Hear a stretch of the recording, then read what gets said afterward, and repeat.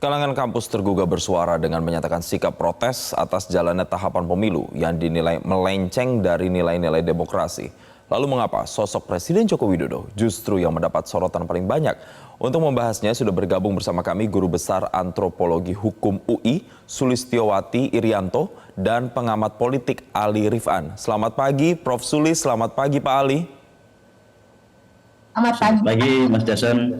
Terima kasih telah bergabung bersama kami di Selamat Pagi Indonesia. Pertama saya mau ke Prof. Sulis dulu. Sebelum kita membahas lebih detail apa yang kemudian menjadi poin yang ditekankan oleh UI kemarin, saya ingin bertanya Prof. Sulis, kenapa akhirnya UI juga ikut bersuara dan keresahan apa sebenarnya dirasakan oleh teman-teman sivitas akademika UI?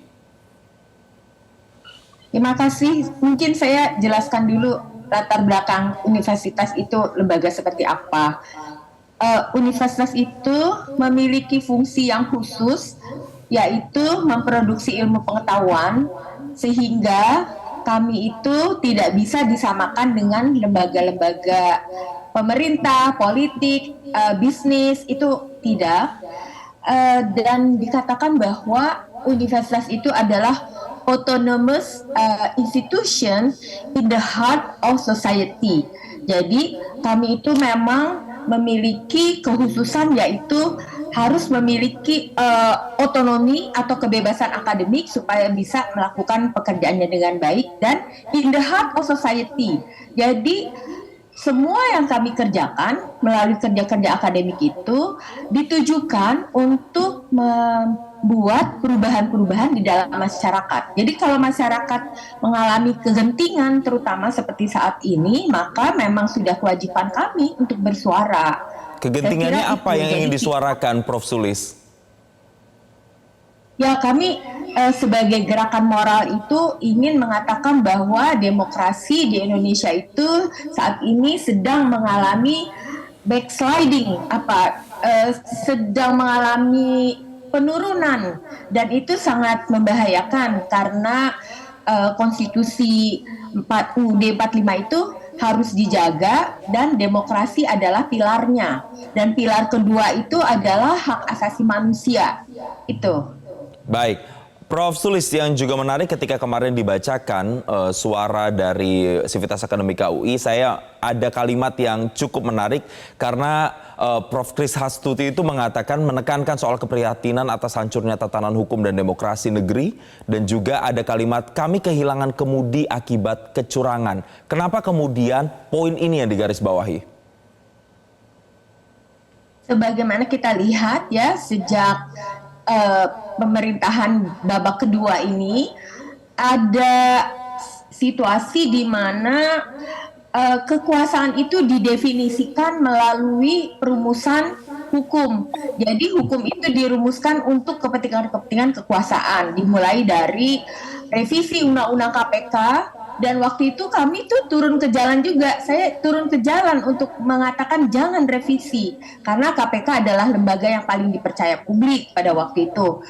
Tapi kemudian malah lahir berbagai macam undang-undang yang sangat kontroversial dan didemo oleh banyak mahasiswa, seperti undang-undang Omnibus Law ya, Cipta Kerja.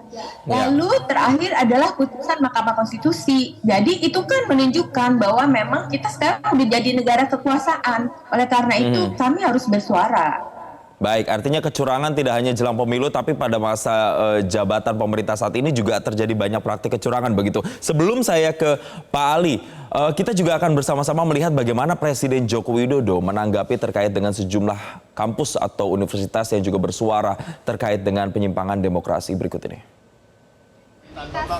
Ya, itu hak demokrasi, setiap orang boleh berbicara, berpendapat, silahkan. Saya mau ke Pak Ali. Pak Ali, kita langsung menanggapi, katanya itu adalah hak berdemokrasi. Kalau Anda melihat respon Presiden seperti ini, apakah ini respon yang sesuai dengan harapan? Baik Mas Jason, jadi pertama saya ingin meng-highlight dulu gelombang petisi dari kampus ini, dari Sivitas Akademika ini. Kalau saya catat ini Mas, sudah ada sekitar 7 kampus ya, meliputi UGM, kemudian ada UII, ada Universitas Indonesia, ada Universitas Andalas, ada juga dari Ternate, ada juga dari Makassar, dan yang terakhir dari Unpad. Jadi kalau sudah 7 kampus bersuara menyuarakan petisi moral, dan kalau kita cek kampusnya ini bukan kampus kaleng-kaleng, dan dari barat sampai ke timur ya, ini sudah representasi Indonesia. Jadi situasinya berarti ada situasi yang genting. Itu pertama. Yang kedua, kendati ya, saya meyakini bahwa seruan moralnya adalah seruan murni Sivitas Akademika, tidak ada tendensi apapun.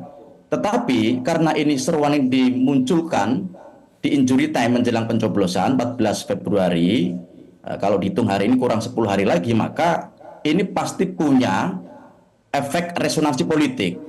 Nah, efek resonansi politik ini nanti kalau kemudian Presiden Jokowi tidak merespon dengan baik ya, tidak kemudian mengajak dialog para Sivitas Akademika, ini bisa berakibat pada turunnya kepercayaan publik terhadap Presiden Jokowi, termasuk approval rating yang sekarang ber-80% sudah turun. Kalau gelombang ini kemudian Presiden Jokowi terlihat cuek ya, responnya hanya demikian, tidak kemudian mengajak para Sivitas Akademika berdialog, kemudian memberikan pernyataan yang resmi, punya komitmen bahwa 14 Februari Presiden harus netral, Presiden tidak menggunakan instrumen negara, Presiden tidak menggunakan aparat untuk menekan pemilih, Presiden tidak menggunakan bansos untuk dipolitisasi, personifikasi dan seterusnya, maka gelombang ini berbahaya karena turunan dari para guru besar ini nanti juga berimplikasi kepada mahasiswa. Ya, kalau kemudian guru besar bersuara, itu semacam legitimasi kepada mahasiswa untuk bergerak. Kalau kemudian Presiden merespon ini biasa-biasa saja, ini punya efek ketidakstabilan politik. Nah, ada efek silakannya adalah politik kalau melihat respon dari Pak Presiden Joko Widodo. Tapi begini, ada 2 poin yang sudah saya tangkap. Yang pertama adalah respon Presiden Joko Widodo yang Anda katakan ini biasa saja dan terkesan cuek. Dan kemudian ada injury time, H-10 begitu sebelum pencoblosan. Kalau memang ini kampus-kampus bersuara dan mungkin masih ada kampus-kampus lain yang akan bersuara, sesignifikan apa efeknya? Ya, politik adalah soal persepsi publik, Mas Jensen. Jadi siapa memenangkan persepsi publik, dialah pemenangnya. Kalau persepsi publik hari ini soal legitimasi presiden itu rendah, nah ini berbahaya kemudian pada pasangan 02. Kalau kita lihat implikasinya ya, karena kalau lihat struktur suara 02 itu sebagian besar adalah pendukung Pak Jokowi. Ketika Pak Jokowi itu mengalami penurunan soal akseptabilitas, kemudian approval rating turun, itu sedikit banyak akan punya implikasi elektoral terhadap pasangan 02. Baik. Karena kalau hari ini kan orang semua tahu bahwa Pak Jokowi itu orientasi politiknya itu adalah 02, kan begitu. Oke, sebelum membahas kemudian lebih detail, yang menarik lagi Mas, jadi ini juga kalau saya catat ya, ini akan berimplikasi pada makin terjungkalnya indeks demokrasi kita. Indeks demokrasi kita akan mengalami turbulensi. Padahal data-data The Economics misalnya dari mulai tahun 2001 dan tahun 2002 itu mengalami stagnasi indeks demokrasi kita. Bahkan kalau kita bicara variabel-variabel indeks demokrasi ya, kan ada 5 penilaian indeks demokrasi itu. Pertama adalah proses election ya, proses kontestasi, kemudian yang kedua soal pluralism, yang ketiga adalah partisipasi politik, yang keempat adalah budaya politik, yang kelima adalah kebebasan sipil. Nah, terakhir itu yang budaya politik dan kebebasan sipil dalam penilaian The Economics itu Indonesia paling rendah, Mas. Soal budaya politik bahkan angkanya 4% sekian. Nah, dari 5 indikator indeks demokrasi ini, total semua angkanya 6,7%. Ini kalau bahasanya Prof. Sulis ini kalau kasih nilai mahasiswa dengan angka 6,7%, itu berarti nilainya C, Mas. Ya. Jadi turun begitu ya, cenderung turun ya. Kita C. Ya, baik. Kalau kita bentangkan dalam terminologi demokrasi, ada namanya demokrasi penuh, ada namanya demokrasi cacat, ada namanya demokrasi otoriter, maka kita masuk pada kategori demokrasi cacat. Baik, ini sudah masuk ke demokrasi yang tidak dibeneri, ini bisa masuk demokrasi otoriter. Baik, ini demokrasi cacat sudah masuknya kalau tidak dibenahi, tidak segera diperbaiki, maka masuk ke demokrasi otoriter begitu. Saya mau tanya ke Prof. Sulis kalau gitu, kalau tadi kata Pak Ali ini nilainya C kalau anak kuliahan, betulkah nilainya ini udah C atau justru seperti apa nih, Prof. Sulis?